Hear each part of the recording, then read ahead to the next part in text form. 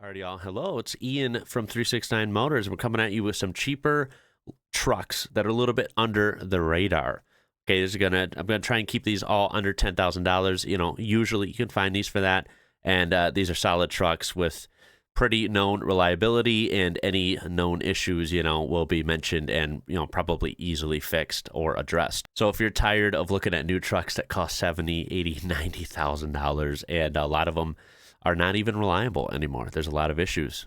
Or you're tired of the Toyota tax on Tacomas used, or the diesels being expensive like Duramaxes, Cummins, right? These things pull big money even if they're 25 years old. Then this list might be for you, so let's check these out. Now, first up on the list is going to be specifically, I'll always give specifics here, the Nissan Frontier, but specifically we're talking like 2011 to around 2018, 2019. Okay, the newer ones are going to be still over that $10,000 mark, of course. And the reason we want to stick to 2011 to around, the late 2010s there is because A, you can find these for around 10 grand or less. And then, of course, these are pretty reliable. Now, you don't want to necessarily get the ones before 2011 just because maybe for your own peace of mind, right? These before can also be great trucks, but they have a little more problems when it comes to radiators, transmission problems. Sometimes those can be linked, SMOD problems, as they were known as. But yeah, that 2011 to 2018, 2019 should be a good sweet spot. I'll show you these used in a second. But these were great. These had the 4.0 liter V6. This is a very tried and true motor. It's torquey. These trucks are just good. They're good little work trucks. They come in different configurations, as you know, king cabs, full-on crew cabs, a couple different bed lengths, and of course, two-wheel drive work trucks. Manual transmissions, those are even better. But even the autos from these are pretty good. And of course, these can come in four-wheel drive as well. And because you have, these older, smaller, mid-sized trucks that are so famous, like the Ford Rangers of back then, and of course, the almighty Toyota Tacoma, Nissan Frontiers have always kind of slid below the radar. And they're really good trucks. And for some reason, I think people think of Nissan and they think, trashy. They think of Nissans as, crazy people on the road. We've all seen Nissan Altimas, right? We even think of Nissan as having a bad reputation in the last 20 years, right? Of course, their CVTs have been horrible for a lot of people. A lot of small problems with their smaller cars, but Nissan trucks are usually pretty good. Their track record's actually been really well. And if you take a look at some of these used from around the country, of course, just random ones. The good thing about these is it really doesn't matter if it's 2011, a 2015, a 2018, whatever. They're all basically the same truck, right? They did very little, if any, exterior updates and interior as well. So they're really like the same thing, the same drivetrain. So it's not really, once you post 2011, it doesn't really matter what year, because by 2011, they kind of had all their previous problems patched up, and these were really solid trucks by then. So some of these, 8,000 or just under 9,000 bucks for 186,000 miles. If you test drove this truck and it runs well and it, visually passes your own test there, this could be a great truck. You even have a 2018 here for under $8,000. With 122,000 miles. Granted, it's a little bit of the smaller cab, but if you just need a work truck or a truck to putt around in and a nice daily driver, I'd take it. And just taking a look at this one before we move on, you can see a little bit more pictures. I mean, look, that's a nice clean truck, right? I like these. I think they're understated. They're not ugly at all, right? They're sharp. They're just not over the top. And, there's nothing tacky about them. I think they're just nice, dependable, durable trucks, and they kind of just do everything you need. I feel like there's that 4.0 V6. These things are very strong. So yeah, let me know what you think of these. If you want to vouch for these, go right ahead. I think these are a good deal. All right, next up we have the Ford F-150. Now, this is not a big surprise. It's like been the best-selling truck in America for decades, I think, at least when it comes to new ones. But we're being specific here. Remember, these are under $10,000. These are really, known as being pretty reliable. And we're going to talk about a specific one. The 2004 to 2008, somewhere in that window, that body style in particular. And you might be laughing, but I am talking about the 4.6 liter in particular. Yes, this body style, these range of years could have many, many problems when we're talking about, of course, that famous 5.4 liter Triton. Yeah, cam phasers, timing chain, tensioner problems, hell, even spark plugs flying out, right? Yeah, we don't have that problem with the truck I'm talking about. Okay, so let's pull these up. These are, again, they're kind of handsome trucks. I think these are much better than like the older ones. I don't really like the late 90s kind of bubble ones. And, you know, maybe they're not as attractive as some of the mid 2010s ones. These weren't aluminum bodied yet, but these are solid trucks. That 4.6 was just literally one of the best engines ever made. It was such a workhorse.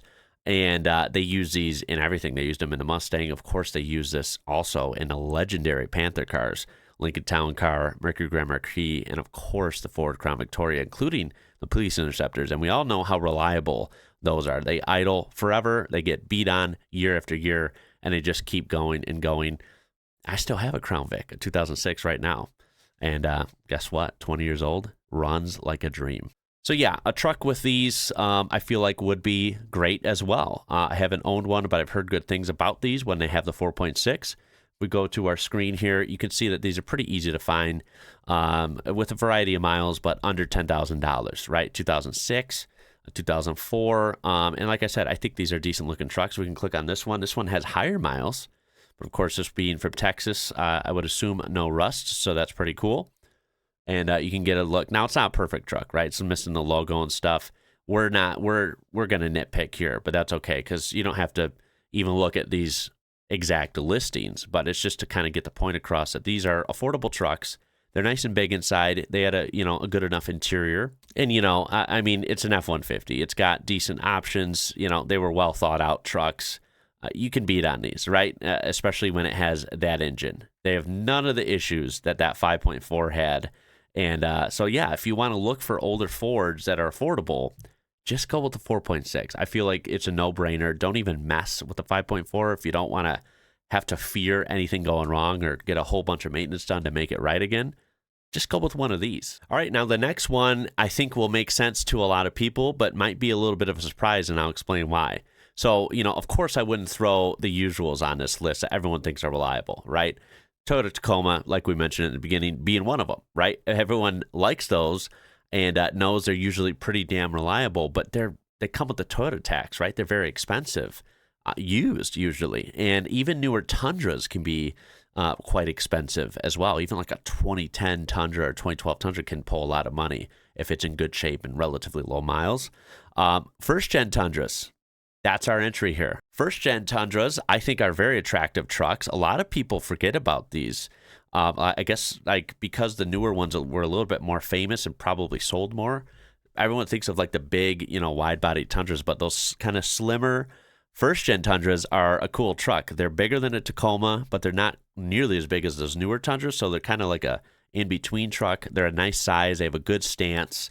And these first-gen Tundras are just so reliable. They have the 2UZ FE, right, the 4.7-liter V8, and these things are awesome. Now, we'll go over some strong points and a couple weak points. I wouldn't even call them weak points. I would just say the things you have to look out for and maybe perhaps down the road do as preventative maintenance, and then you're good to go for years. So yeah, these first-gen Tundras, they made from 2000 to 2006. I'd say any of the years are good. They beefed up the suspension and ball joints in particular, and some things like that, even on the frame from 04 onwards. So the second half kind of facelifted version of these trucks do a little bit better in that regard. But the first-gen Tundras as a whole, they're just good. They even had a V6 in the base model ones. Those are really good as well. So it really can't go wrong with these. Remember that V8, the 4.7 that you get in most of these trucks, these have gone a million miles before. This is just an insanely good motor. It just is. Now, I've driven these before, and I can vouch for these. These are very nice driving trucks. In my opinion, I've driven a lot of different trucks. I feel like these they feel like, 10 to 12 years newer than they are. So you'll drive a 2006, but it feels like you're driving like a 2015 truck. They just drive so nice, even at high miles. You just can't even be scared with miles on these. I've driven one with almost 300,000 miles, and it felt incredible. They just have an Ison, 5-speed transmission, a 4-speed auto in some earlier model years. And they're both pretty good. The 5-speed's a little bit better, in my opinion, from what I've heard, reliability-wise. But yeah, high miles with these are just not an issue at all. These are good-looking trucks. They came in different cab configurations. Now, of course, they're not as big as these newer trucks, but I have to say they're pretty long, especially when it comes to the 04 to 06, the double cabs, right? So it's a full, kind of crew cab setup, and then it's still got basically a 6.5-foot bed. So these are pretty long trucks, but they're not nearly as wide as the newer ones. You can kind of see the pre-facelift there, that body style, kind of right on top of each other there. You can see a little bit of the difference. And look at this one. This is from Tyler, Texas, right? This has 302,000 miles on it. And I'm willing to bet this thing fires right up. I mean, these things were awesome. Some of the things to look out for on these that would be any bit of a bother would just be simple things like the starter was a little bit goofy on these. It's kind of in the V, in the valley of the engine. So the starter job is a little harder and a little bit more money if you were to get it done than a starter on most trucks, right? But they've been known to last 200,000 to 300,000 miles on the original starter, or even 20 years. So that's pretty good. But yeah, that would be something to be aware of. And then the big ones, lower ball joints. I think people kind of overplay on the internet, but you don't want those to be in bad shape, just because if they fail, they can fail pretty badly. So make sure those have been done, and use the OEM parts, of course. And then the big one with these, the only Achilles heel of this engine is the timing belt. It's not a timing chain, it's a timing belt. Now, these have been known, again, to go almost forever, even on the original.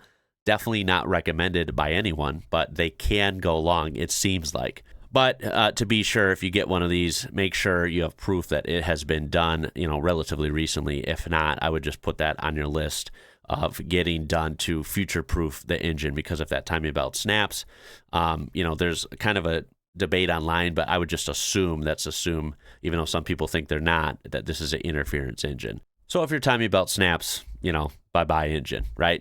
You would just assume that. Yeah, once that's done, that's like $1,000 to $1,600 job, depending on the shop. Then you're kind of good to roll. And you can see these, this is a high mile one. I've driven one with this many miles, literally, and it drove incredible. So I wouldn't even be scared of this with 273,000 miles. And you can pick this thing up for $5,000, right? And, again, you want one with, this is missing the center caps, not a big deal, right? I mean, it's not going to be a perfect truck, but this is a great, tough truck for $5,000. If this thing's not rusty underneath and, you can confirm some of the major things have been done, this is a great truck. That reminds me that the only thing, like most trucks, that can kill these is rust. So you got to make sure the frames are good. Unfortunately, these were known, it was like a supplier issue, and these were known, some of these, to have just really rotted frames, and you just got to watch out for that. But yeah, here's a nice one. Look, it's just over $10,000. Maybe you could talk them down slightly. This is just, of course, an extended cab. But yeah, this is a nice truck. And assuming this was all rust-free and, in good order, this is a solid truck that could outlive new trucks. Let's get real, right? You have a lot of room, easy to work on these things. And then down to our final two trucks, and the number 2 spot, we're just going to have the Nissan Titan here. In particular, the early 2000s, right? 2004 to 2008 Nissan Titans are really cheap nowadays. I'm looking right here. I'll kind of just pull you up. These, again, that 5.6-liter V8 they had is actually really good. These have turned out to be good over time. Unfortunately, a lot of these seem to be branded titles. That's random. Just showing you the truth here. But yeah, maybe we'll click on this one. Again, high miles doesn't seem to be a huge issue for these. These can go 200,000 to 300,000 miles and beyond. Quite often. I've heard good things about these. These were solid trucks. Again, they're kind of peppy, right? They're sporty. They still could do truck things, of course. And these don't pull a premium like most Toyotas do, or, of course, some other even, cat eye Chevys and stuff. These are just kind of always been under the radar and even forgotten about. But that could be your opportunity if you want a cheap, decent truck. And we're going to go to our number 1 truck. Now, this one I hope will be a surprise. I picked a really particular truck for number 1. This is actually a truck I own. And I'm not biased. I'm saying this because it's been an amazing machine. This is a very specific now, okay? And the reason is because you can get these cheap and because they're extremely solid. We're going with the GMT 900, very specifically, lower trim levels. I like the work truck trim. In particular, the WT, as you might see it online. like a 2010, 2011, 2012 Chevy Silverado 1500 work truck with the 4.3 liter V6. You heard that right. If you can't get over not having a V8, then I'm sorry, right? This truck wouldn't be for you. But if you just want a truck that works and it works well, and it doesn't have to be the fastest truck on the block, it doesn't have to tow 20,000 pounds, this is a great truck, right? I have a regular cab long bed, white work truck with like the whole rack system, ladder racks, all that. I mean, this thing was literally a work truck out in the desert, so it has no rust underneath. And I have a 2012 in particular. And this thing, mine has 278,000 miles, and I kid you not, this thing runs absolutely phenomenal. It starts right up. It idles great. It drives great. And this is the 4.3. This was an old, ancient motor by then, even in the 2010s. But it's just so tried and true. And if you're thinking, hey, wasn't that the gen that started the AFM and they had all the issues, right? Yeah, the 4.3 liter V6 doesn't have that. The active fuel management was only on the V8s. It was not on the V6 in this gen.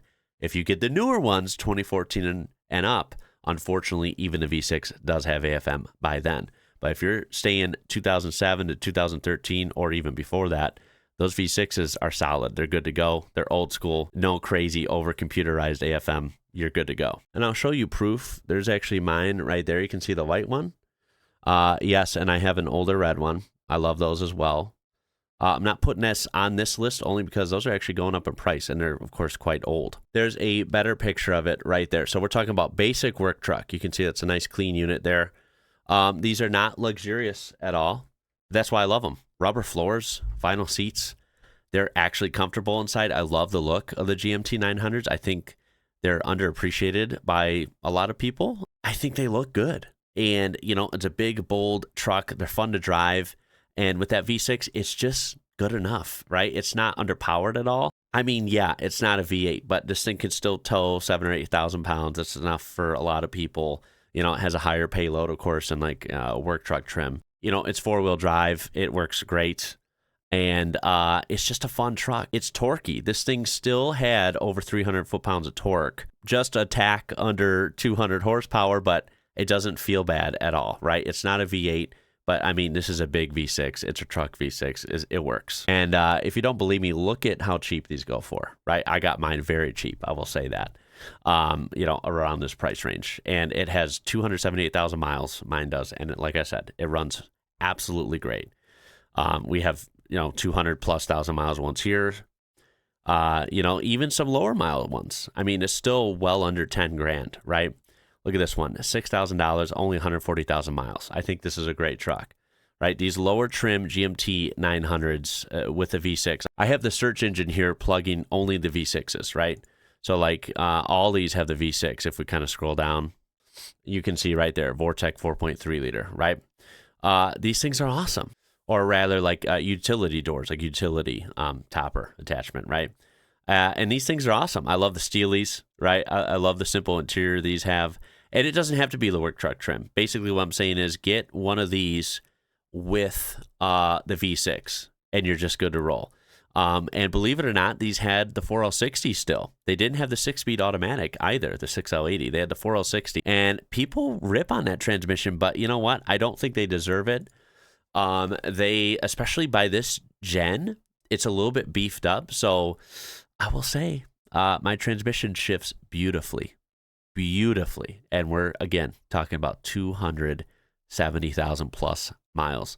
I think these are the best deal on here. They're really good looking. They're easy to find. There's plenty of them. You just can't really go wrong with it. It's just a fun, loyal work truck and very cheap compared to anything new. So that's going to be it for this one. I will be doing more of these because honestly, this is a real person. I'm real, right? I've been seeing a lot of interesting, what look to be interesting anyway at face value, car and truck channels popping up. But you end up clicking on them and they're always AI narration. They're saying goofy things.